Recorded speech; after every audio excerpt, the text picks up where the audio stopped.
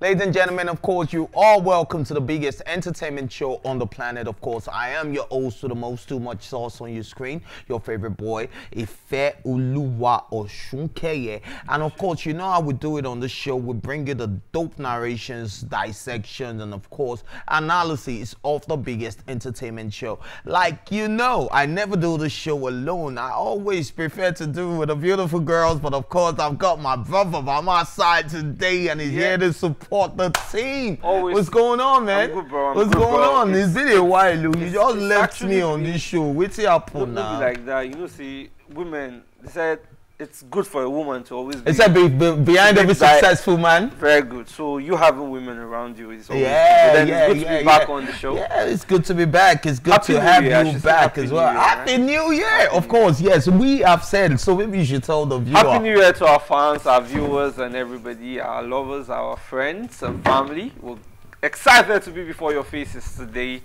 It's a good time to be here. Alrighty, man. Of course, you guys know how we do it on this show. We never waste no time in bringing you, you know, what you love. But yes, we can't do this without you guys. But before we even get to what you love, let's tell you the number to dial in on so you can be a part of the show completely. It's 0909-8408-408 to share your opinions on trending discussions. I repeat, 0909-848-408, so of course, to join the conversation. And of course, yes, it's not Freestyle Friday, but it is actually a beautiful Monday, and you guys can definitely call it, you know, join the conversation, or even tell us, you know, what you think about, you know, some of the things that we will be bantering about, right? Yeah, yes.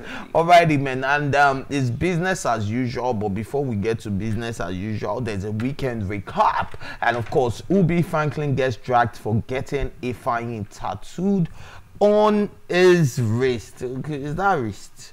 His wrist on his hand, on his hand. So Ubi Franklin went ahead to tattoo popsicles, right? Which was Ifeanyi's nickname while he was alive. You know, that is still a very devastating story, and a lot of us are still in a lot of you know, confusion, dilemma, and pain over the loss of the child. Even though some of us we never met him, we don't know him, but you know, we fell in love with Ifeanyi just from seeing him online. You get what I mean? And I think that was a very beautiful thing.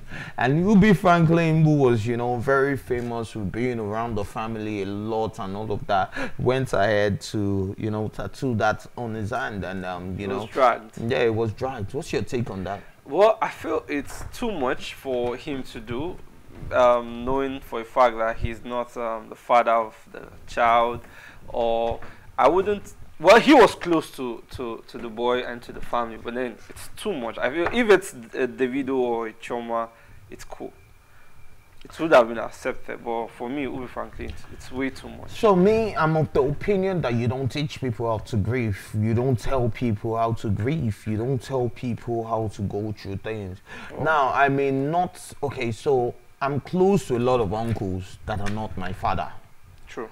I'm close to a lot of family friends that are not my father.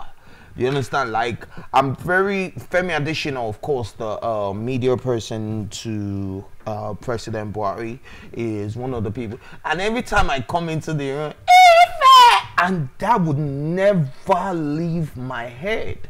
Do you understand? Now, God forbid, if for some reason I die and he decides to mourn me in a certain way, it will be understandable, because he's very close to he's very close to me. Well, actually, I think that plays out. Do you understand? Like, they see, he just lightens this way. And then I'm laughing. I'm that kid that is always jolly whenever I see him. So, you know, I have a very cool relationship with him. And if he decides to mourn me in a certain way, it's understandable. So I think that goes. We don't know how close Ubi Franklin is with. We know he's close, but for him to be very close to put a tattoo, then like you said, we can't tell him. Yeah, we can tell people how to grieve, and that's just what I think about the story. But of course, yes, we have to move on. And Primo apologizes to the Igbo community after, you know, what he said. After his online utterances. Yeah, saying that, you know, Igbo people are useless. And he said, my apologies are extended to all Igbos. I mean, not no to. I miss that because I am deeply affected most around ones I am closer to. Do accept my sorry. I did not mean harm. Well, I say this is what do you call it? Sorry after injury. I would say it. He made some words. This is medicine after death. Medicine after death. Yes. Already, right? Look at what happened to Kanye West over his anti-Semitic remarks and all of that. And now look at what he's doing now. Now, I'm looking at this as damage control, because nobody that is in that position of power or has so much numbers like that should make such remarks, especially in a country that, you know, is divided already by religion, society, class, association, class. There's so many things dividing Nigerians, and then you now want to bring tribalism into it. He went over the bar. Number one, he's one person. He's an amazing singer. I love him. I love him too. I don't really understand Yoruba, but I sit down and I replay his. I love him, but I will not say. I will say it on television. I've cancelled you, but if your song should come into my playlist, making that remark in an industry where, you know, people from the east, south, north, west, everybody listens to you and celebrates you. It's totally wrong. And I don't think the apology is actually heartfelt, because there are ways to say sorry. I saw remarks on Twitter. A lot of people don't buy it. I saw a petition against him. Yeah, especially to the people that don't know. Like, so you are still saying I'm sorry to certain people. Yeah, I saw somebody said this is more like an apology with an arrogance. Yeah, so I saw a petition against him not to win the Afrima Awards. And not to attend. There was a petition and over thousands of Nigerians. So you can see a lot of people are turning their backs against him, and that's why it's very important, before you make some utterances, you need to think about it. Think of how it may affect you, especially if you are a public figure. And this takes me back to what, you know, Peter Paul of P Squirrel said, Rude Boy of P Squirrel said to him, where he was like, bro, that for someone who has so much numbers, don't forget that, you know, this may go away, but the internet never forgets. Do you get what I mean? And this would always be there. You could run for a political post tomorrow. You don't know where the wind is going to blow you, Mr. Brimo. And if the wind blows you towards politics tomorrow, these are the things we will look at before we will vote for you. And I think, you know, enough said. Do you think you should do another apology? I think you should make an actual video. I want to see tears. Maybe you used to cry in your video. You used to open your body. You used to do all those things. We want to actually see you in your full element saying we are sorry to Nigerians, because you didn't just offend the Igbo tribe. You offended the Yoruba, the Hausas, because if it's tomorrow and you have to speak against us, you will do the same. So I think Prime should come out and give an heartfelt apology to all Nigerians. And I also want to add that in as much as the elections is drawing close and we have our different candidates and choices, let's also respect people's choices. It's very important. We're Nigerians first before we begin to celebrate or begin to support any of the politicians. And then we're also Africans before we even became Nigerians. So yes, so you know, this is an African continent, and we would love for, you know, unity to return to our homes. Anyways, guys, yes, so Yomi Casual has cleared the air on his sexuality, and yes, that one there is something that I feel like, why are you even talking? Look, you could call me in all kinds of names, right? As long as I know I'm clean, I don't need to come. But I understand why. His wife came out first. Do you understand? His wife came out first to talk about him. But for me, right, I feel like Nobody deserves your explanation or your apology. Come on, man. That's a sharp-looking man right there. Well, So, I will agree that nobody deserves your apology explanation. I mean, the reason I will say so is because you are a public figure. Everything you do has a lot of influence. So I must with the react to public. everything. Not everything, but there are very important things that you should react My sexuality. I'm a married man with kids. to. There are people in the other communities that are married and they're using it as a cover. So whatever narration is being put out now, especially That's your now, business. I'm saying this now. It's not just because of the public now. He's a figure out there. He has a brand.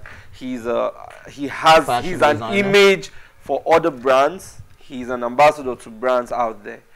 He could send a wrong picture to brands out there, and he might lose some deals. I'm gonna give an example, right? So, have a Lhasa Apso, a dog, and people look at me and they're like, "Why that dog? Why did you buy a Rottweiler? Why did you buy this?" Then there was this day that I met another dog owner, a lady in my estate, right? And we're walking our dogs together. I was just like, how do you feel holding this small dog? Because you know what people say about men that own small dogs. I said, the way I move, the way I look, the way I talk, you cannot even approach me with being an homosexual. She said, of course not. Do you understand? And that just smacked it. Do you understand? Like, I've never thought of Yomi Casual being homosexual.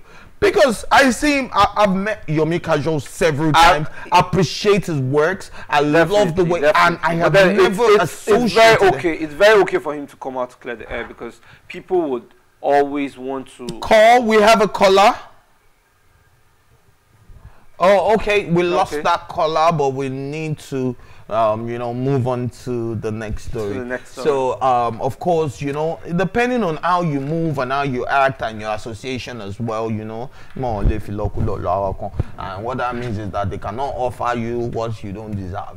Anyways, yes, Papa Ajasco sadly passed away, and that has been so sad, and there's been a lot of confusion about which Papa Ajasco, misinformation, and of course I think that the media should do better when it comes to that, because people just put out things and they don't know. So there were two Papa Ajascos, and yes, Ogunrombi was one, and it was really sad that people mistook and Olayinka Abiodun is the recent Papa Ajasco.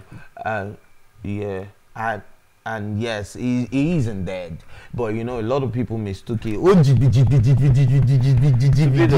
Yeah, so yes, and then he came out to say that he isn't dead, and people thought he was the same person that passed away. So one Papa Ajasco, which was the previous, Papa Ajasco, who stepped down for who took the role after and then our condolences are going off to the family, and everybody who is a lover of Papa Ajasco. Yes, we know that this can be quite devastating for all of us, especially when it's a childhood memory for a lot of us. Yes, true. Yeah. Well, it's a sad one. Papa Ajasco. You don't know I'm saying. I can't remember the wordings though, but Papa Ajasco and company. I remember that one. But it's good that we have to clear the air and give proper information about who exactly it is, because the wrong images were going out and people were already writing stories and all of that. So people need to understand. I, for one, didn't even know that we had two Papa Ajascos. Oh, really? I thought it was one. All right, so should I tell you another arc? Okay. They don't have one Ladbaja. No. We don't have one Ladbaja. That's not true. Ladbaja is a brand. So, Ladbaja changes like every other time. So that's why I'm not believing that's that. why there's the mask. That is why they raise the mask. I am not believing that. You can be Ladbaja tomorrow if you have the voice. That. I'm telling you that Ladbaja is not just one person. Let's forget that one. No. Okay. I'm not believing that one. No, you don't have to believe, but know the truth. Okay. That's the truth. Like, Ladbaja is not just one person. All right. That's another hack. I know Sha Anyways, so yeah, you know Gree. I know Gree. Don't worry, when you find out, you come and see. You said it. You said it. I'll find out after the show. Anyway, come on, man. Like some people just want problems. People, see, I've said that thing. I'm a man of war. I don't like peace. Every day for fights. Mhm. Like in Lagos, it baffles me how someone is fighting by 6 a.m. I mean, when did you wake up? They are fighting at 6 a.m. in the morning. But you know what baffles me the most, right? How hard is it to say, I am sorry, and move on? How hard is it to ignore? Like, it's a practice. No, when you... problem here, I'm thinking here, I try to avoid it, but people don't understand. And can't you just allow peace reign? I don't want peace. I want problems always. Now that's how some people are built, right? Some people are built in that manner where, you know, so I'm the type of guy that will power for you. And in the next 2-3 hours, I'll come to you that. I hope you understand why we had that misunderstanding. I really apologize to you about how it went down, but you know, we could have handled this differently, but I hope, you know, we both went home with a lesson. That's how I always sort out my issues. I'm a different person. I might keep quiet. I might tell you softly that I don't like this or this, and I'm done. 2 minutes, I'm off it. 2 minutes, I'm off it. I don't like problem in my life. But and honestly, this lady is a typical example of some people, either as customers or even as the friends. Owner, even as friends. As the owner of the brand, or let me say a restaurant. You're coming to a restaurant, the person said, okay, like where I ate, I had lunch yesterday. I've gone there severally, but it's a known fact for me that those guys are rude. They are rude. They could. You're coming to buy food there, but they are guys. They'll talk to you anyhow.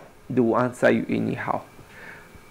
Now, I just try to avoid them or try to overlook whatever they are doing. So most times I just try to keep quiet. When it's my turn, I buy and I leave. But every day I still see that. Like yesterday, it wasn't my turn, but I saw them being rude to people.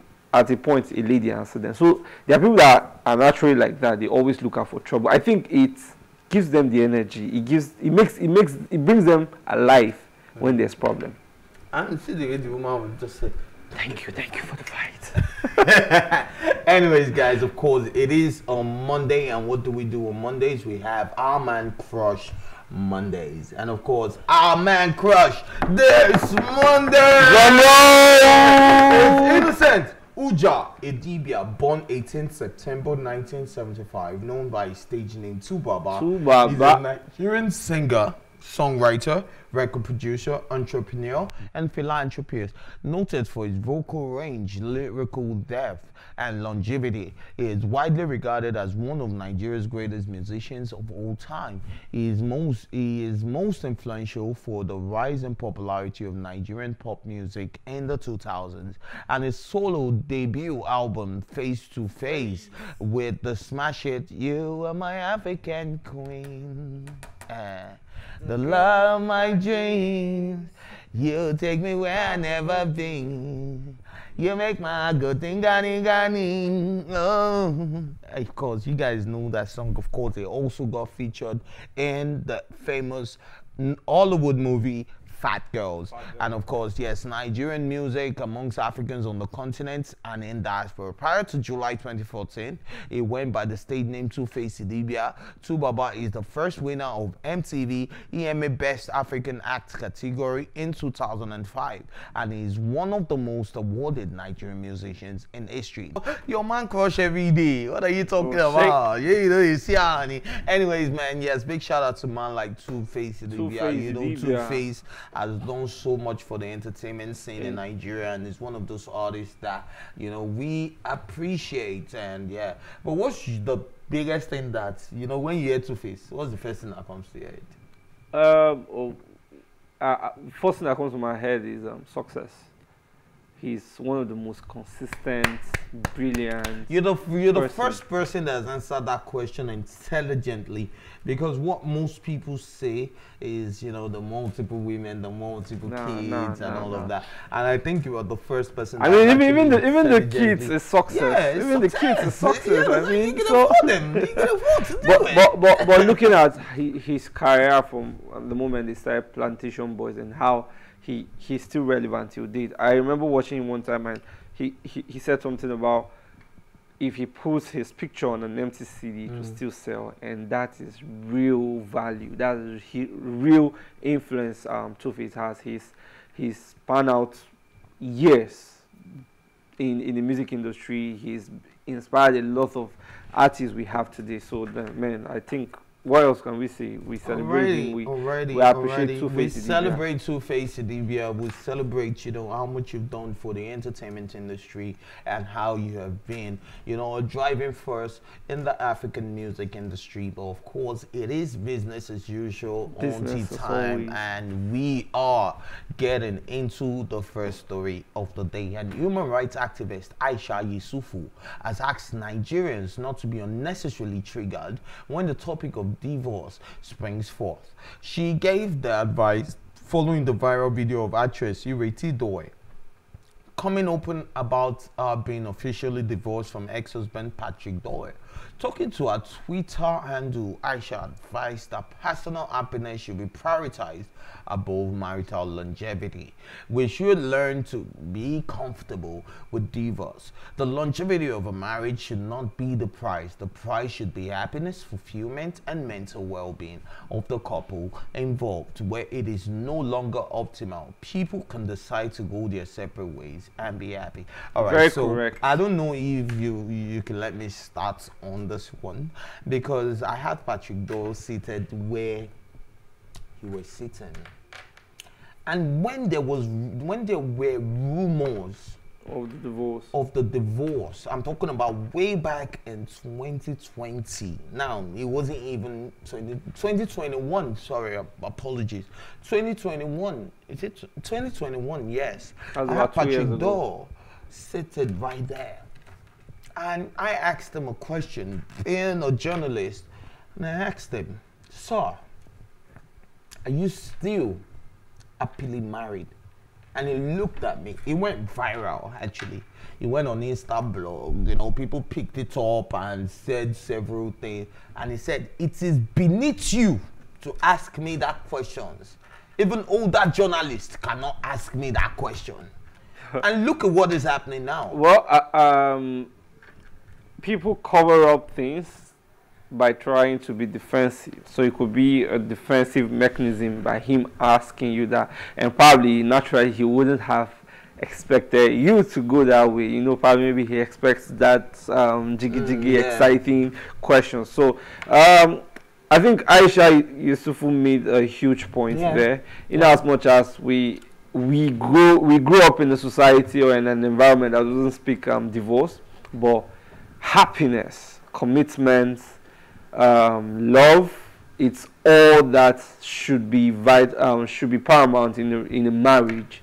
If you are in an abusive relationship or in a marriage and it's not working out, you're unhappy, your happiness or your mental well-being is at stake, the best thing is to leave. It's better you're happy alone than being unhappy with someone. And you know, my contribution to this story would be that, you know, even in relationships, you don't have to wait till it gets to marriage. Yes. If you have a boyfriend or you have a girlfriend and she's stressing you out, and every day you have to complain to your guy or complain to your girls or complain to your D's, see what my baby is doing, see what my guy is doing, see what this thing, and you know that you don't want to go back home, you spend more time in a beer parlor, or you spend more time at the outside or at work, just because you just want to go back home and sleep.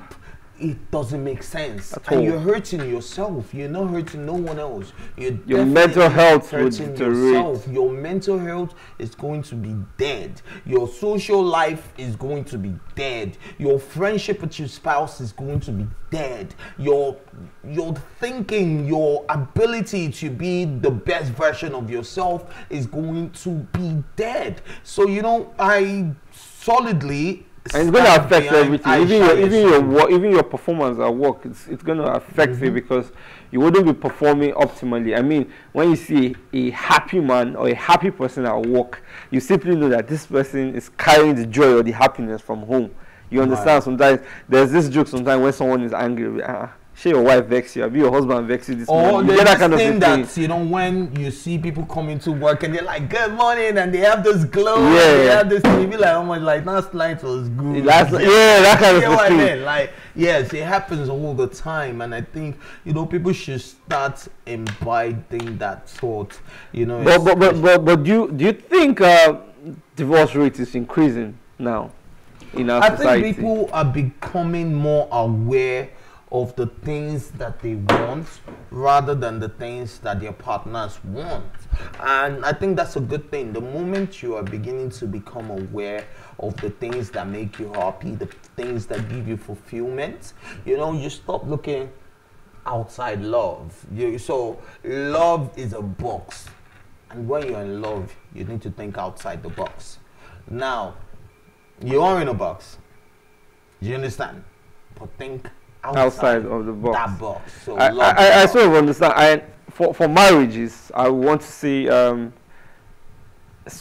again, it's about communication, it's about understanding. Now, you're getting married to someone. Now, for example, let me say, you don't like a certain habit, and he's been doing that since you were dating. Now, you already know that fact. And at a point, you get married and you start complaining that I'm tired. Now, you have to compromise, and also, it's a two-way thing. He's compromising, you're compromising. But then for him, it's been a long-term habit. So it might take time for him. But your compromise should be helping him to stop it or helping her to stop it. Now, you have to know what you're getting into before you get into it. You have to know if you are ready to put up with it. You understand? Some people go into marriages or relationships for the wrong reasons, and they get tired or they're not satisfied and they begin to get frustrated. And that's why we're getting... I think I saw a post, someone said, just this January, we've had about 4,000 files for divorce. I mean, he said these are marriages that are not up to a year or more than a year. I'm like, what is happening? And we are here looking for our missing rib and our love of our lives. So for me, right, a recently married man, right? So what are the things that I had to stop? A lot. Do you understand? A lot. Now, that's what the compromise is about. You need to know when to cut things off, when things are getting real. Now, being a boyfriend and a girlfriend is different from marriage. Now, that's what a lot of people say, I've been doing it. Jay, you don't know this was me. No. The moment you decide to make that commitment, there are a lot of things you must cut off. Automatically. Sacrifices, because you don't want to raise a child in a home like that. You don't want to raise a child saying all of those things and picking up your own bad traits. So the compromise is more complicated the moment marriage is involved. Do you understand? So the moment you decide to make that decision and put a ring on it, my brother, my sister, see, nothing like say you don't do what I'm saying, so you must stop them. It's just automatic. And if you're not happy in your marriage, in your relationship, please step out. As simple as that. Anyways, guys, of course, you know, I would do it on the show. It's not just talk. We bring you good music as well. And of course, we are going on a music break. And of course, your favorite entertainment show. We'll be right back.